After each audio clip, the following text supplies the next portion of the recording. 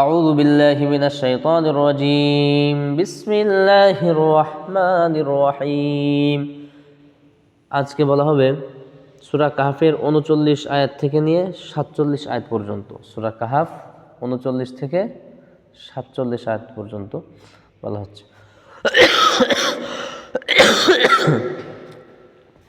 বিসমিল্লাহির রহমানির রহিম।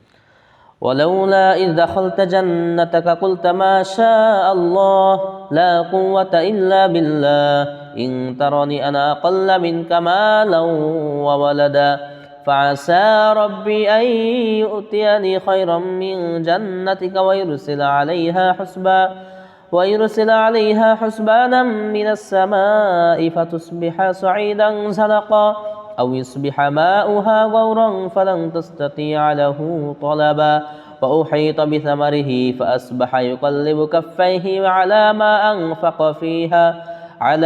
أنفق فيها وهي خاوية على عروشها ويقول يا ليتني لم أشرك بربي أحدا ولم تكن له فئة ينصرونه من دون الله وما كان منتصرا هنالك الولاية لله الحق هو خير ثوابا وخير عقبا وضرب لهم مثل الحياة الدنيا كماء إن أنزلناه من السماء فاختلط به نبات الأرض فأصبح هشيما تذروه الرياح وكان الله على كل شيء مقتدرا المال والبنون زينة الحياة الدنيا والباقيات الصالحات خير عند ربك ثوابا وخير أملا ويوم نصير الجبال وترى الأرض بارزة وحشرناهم فلم نغادر منهم أحدا صدق الله العظيم।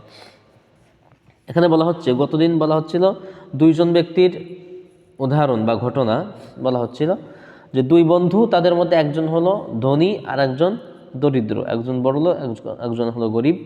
তো তাদের ঘটনা চলছিল। তো যেই ব্যক্তি ধনাঢ্য, আল্লাহ তাআলা যাকে ধনী বানিয়েছিলেন, সে কি বলল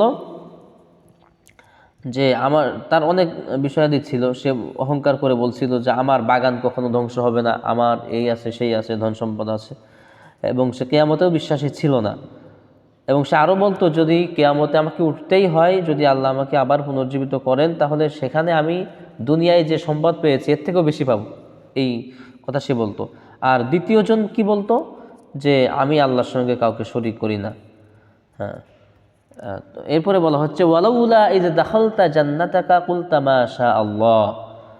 দ্বিতীয়জন সে প্রথম জনের ব্যাপারে বলছে যে কেন ইয দাখালতা জান্নাতাকা, যখন তুমি তোমার জান্নাতে বা তোমার বাগানে প্রবেশ করেছিলে, কুলতা মা শা আল্লাহ, কেন তুমি বললে না যে আল্লাহ যা চান তাই হয়। লা কুওয়াতা ইল্লা বিল্লাহ, যে সমস্ত ক্ষমতার মালিক কেবল আল্লাহ তাআলা, তিনি ছাড়া আর কোনো ক্ষমতার মালিক নাই, কেউ নাই। ইন তারানি আনা আকাল্লা মিনকা মালান ওয়া ওয়ালাদা, যে তুমি তো দেখছোই যে তোমার থেকে আমি ধন সম্পদে, সন্তান সন্ততিতে অনেক কম, তুমি আমার থেকে বেশি, আমি তোমার থেকে কম। ফাআসা রাব্বি আন ইউতিয়ানি খায়রাম মিন জান্নাতিকা, ওই দ্বিতীয় ব্যক্তি দরিদ্র বন্ধু বলছে অচিরেই আমার রব আমাকে দান করবেন খায়রাম মিন জান্নাতিকা, তোমার এই দুনিয়ার বাগান থেকে উত্তম জান্নাত আল্লাহ আমাকে দান করবেন। ওয়াইরসিলা আলাইহা হুসবানা, এবং তিনি প্রেরণ করবেন ওই বাগানের প্রতি, মানে তোমার এই বাগানের উপরে, হুসবানান মিনাস সামাই, হুসবানান মানে তার উদ্দেশ্য হলো আসমান থেকে মুসিবত, মুসিবত বা বিপদ এগুলি তিনি আসমান থেকে পাঠাবেন। মিনাস সামাই ফাতুসবিহা সুঈদান যালাকা, আর আসমান থেকে এই আযাব আসার ফলে কি হবে, তোমার এই বাগানটা একদম পুড়ে ধ্বংস হয়ে ভস্ম হয়ে যাবে, এবং এটা শুধু মাটিতে পড়ে থাকবে। যালাকা, উদ্ভিদবিহীন মাটি হয়ে যাবে এটা, মানে বাগানে শুধু মাটিই থাকবে, কোনো গাছপালা থাকবে না। আও ইসবিহা মাউহা গাওরান, অথবা সেই বিপদ দ্বারা তোমার বাগান থেকে সব পানিগুলি নিষ্কাশন হয়ে যাবে। তোমার বাগানে যে পানির নহর আছে, পানির যে ফোয়ারাগুলি আছে, এই ফোয়ারায়, এই নহরে, এই খালে কোনো পানি থাকবে না, সব পানি নেমে যাবে নিচেই। ফালাং তাস্তাতি আলাহু তলাবা, এবং সেই পানিকে তুমি আর তালাশ করে আবার দ্বিতীয়বার তুমি আনতে পারবে না। ওয়া উহিতা বিসামারিহি, এবং কি করা হবে যে এই বাগানের যত ফলমূল আছে, বাগানে ফল আছে না, এই ফলমূলগুলি বেষ্টন করে ফেলা হবে আলা উরুশ, কি বলে, ফাসবাহা ইউকাল্লিবু কাফাইহি, এবং সে কি করলো যে সে তার আঙ্গুলের ভিতর হাত ঢুকিয়ে এভাবে হাত কসলাইতে থাকলো। হ্যাঁ, এবং আলা মা আনফাকা ফিহা, এই বাগান তৈরি করার জন্য যে কাম লাগিয়েছে, যে টাকা পয়সা খরচ হয়েছে, যত কষ্ট হয়েছে, এই কষ্টের কারণে, এই টাকা পয়সা খরচার কারণে সে এভাবে মানে হাত কসলাইতে থাকে আর হলো শুধু হাই হতাশ করতে থাকে। ওয়াহিয়া খাবিয়াতুন আলা উরুশিহা, আর এই বাগান তো একবারে শেষ হয়ে গেছে, উরুশিহা মানে তার জাংলার উপরে। এই যে লাউ, তারপরে আপনার আঙুর ফল, এগুলো তো জানলার উপরে ধরে না, তো এই জানালার উপরে বা এই জাংলার উপরেই আমরা বলি টাল, এই টালের উপরেই সব ফল ফসল একবারে শেষ হয়ে গিয়েছে, ধ্বংস হয়ে গিয়েছে। ওয়ায়াকুলু ইয়া লাইতানি লাম উশরিক বিরাব্বি হাদা, এবং সে এরপরে কি বলছে যে হায় আফসোস, আমি যদি আমার আল্লাহর সঙ্গে শরিক না করতাম। ওই বড়লোক বন্ধু বলছে যে আমি যদি আমার আল্লাহর সঙ্গে শরিক না করতাম তাহলে আমার এই মুসিবত আসতো না, এই বিপদ আসতো না।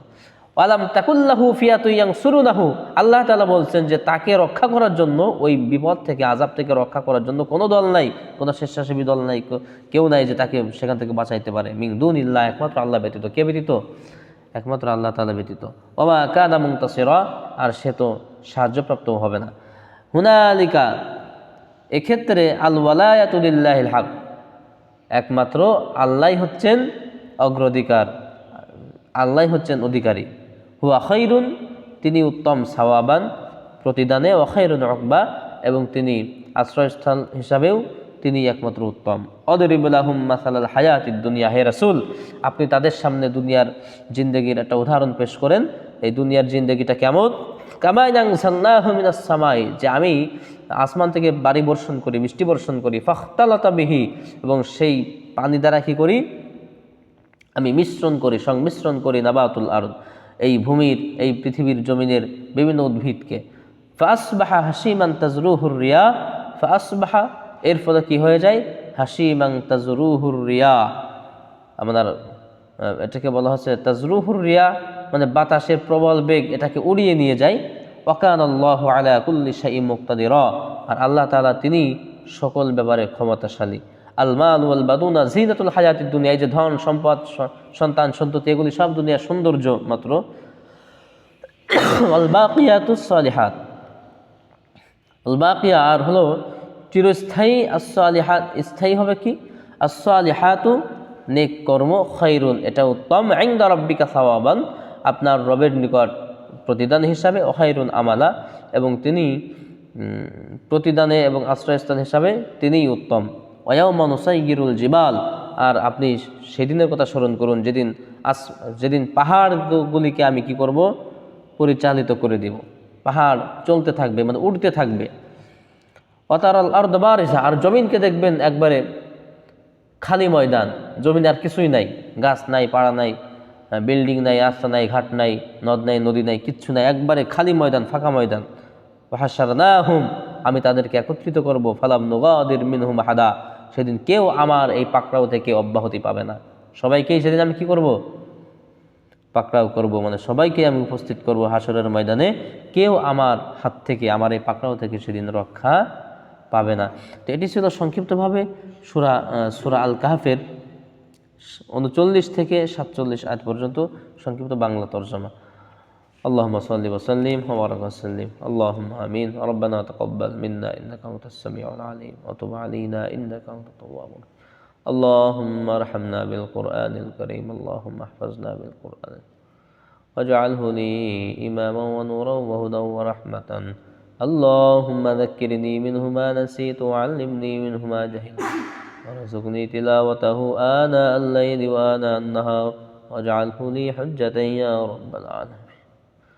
وارحمنا معهم برحمتك يا أرحم الراحمين.